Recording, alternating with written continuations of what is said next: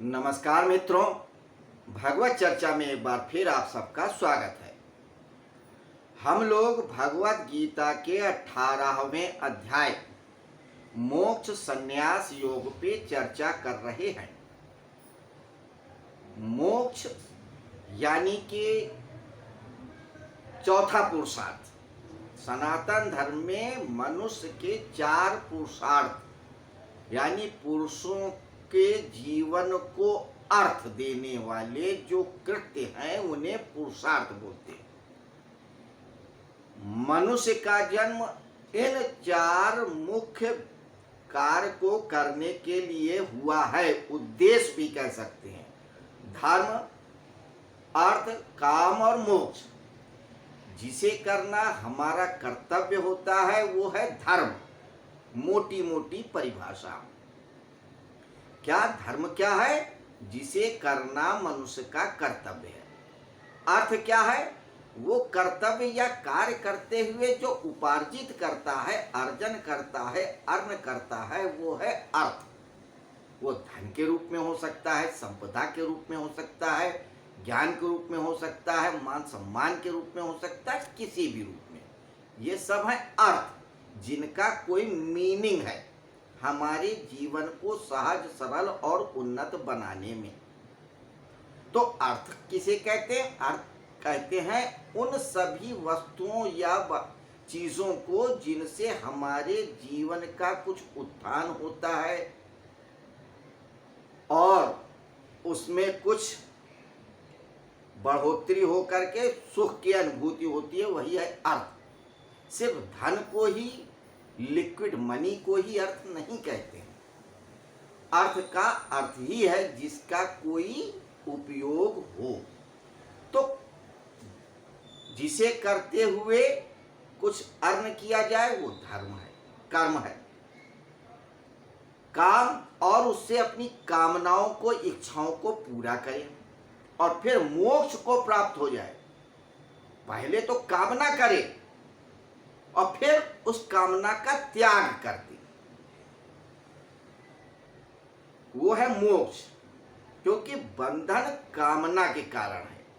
तो जब आपने धर्म किया, अर्थ अर्जन किया, अपनी कामनाओं की पूर्ति किया, अब क्या शेष? तो अब एक चीज शेष है कि उस परम सत्य का अनुभव किया जाए।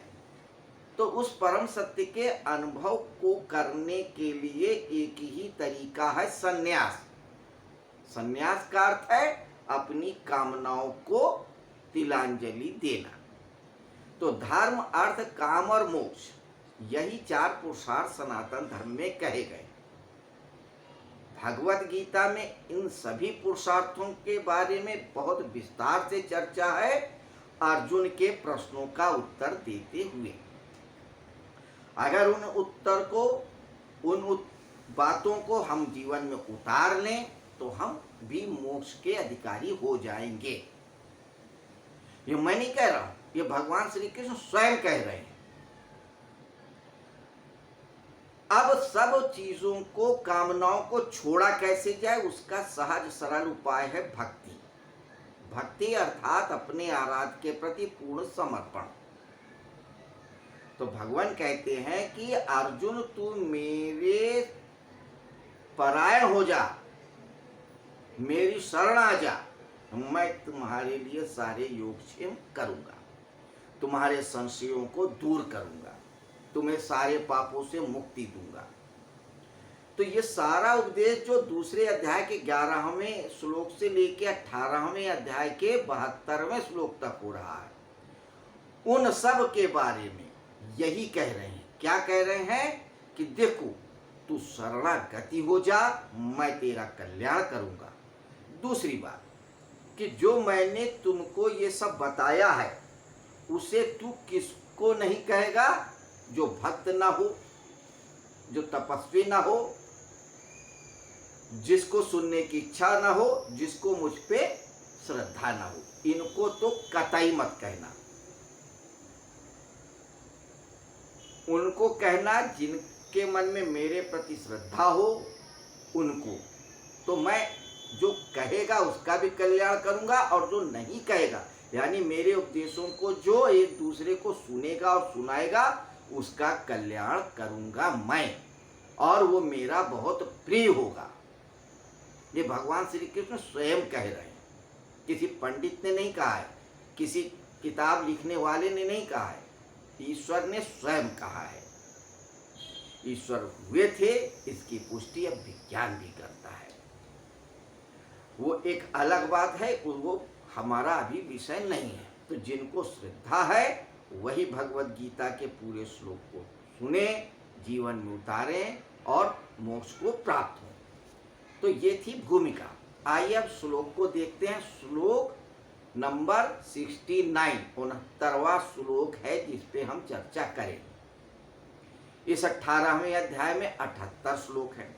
68 श्लोकों तक हमने बात किया है। तो 69 वर्ष क्या कहता है? न चा तस्मात् मनुष्येषु कश्चिन्मे प्रीकृतमा भविता न चा मे तस्माद् अन्या प्रीतरो भुवि। न चा तस्मान मनुष्येषु, उसके समान कोई मनुष्य नहीं है। किसके समान? भविता न चा मे तस्माद् अन्या प्रीतरो भुवि, जो मेरे इस उपदेश को दूसरों को बताएगा। किसको बताएगा? जो भक्त हैं, जिनका कृष्ण पे विश्वास है और जो तपस्वी हैं। तो मैं उन सबका कल्याण करूंगा और यह कार्य मेरे लिए सबसे प्रिय है और वो व्यक्ति भी प्रिय होगा। तो भविता नाचा में तस्मादन्या प्रीतरो भुवि, उसके समान मेरा अत्यंत प्रिय कार्य करने वाला मनुष्यों में कोई भी नहीं है, और इस भूमंडल पर उसके समान मेरा दूसरा कोई प्रीतर होगा भी नहीं। तो जो मेरे सबसे नजदीक होगा वो कौन होगा? जो मेरे इन उपदेशों पर श्रद्धा करेगा, जीवन में उतारेगा और दूसरों को सुनाएगा। यही है 69 श्लोक का भावार्थ, शब्दार्थ। भावार्थ, गूढ़ार्थ, निहितार्थ पे तो चर्चा फिर कभी करेंगे, ये तो हमने कई बार कहा ही है। अब इस श्लोक की जो चर्चा है इसको समाप्त करेंगे, क्योंकि कल फिर हम अगले श्लोक पे चर्चा करेंगे। लेकिन एक बार फिर याद कर लें, भगवत गीता में 700 श्लोक हैं। धृतराष्ट्र, संजय, अर्जुन और भगवान श्री कृष्ण के बीच वार्तालाप है।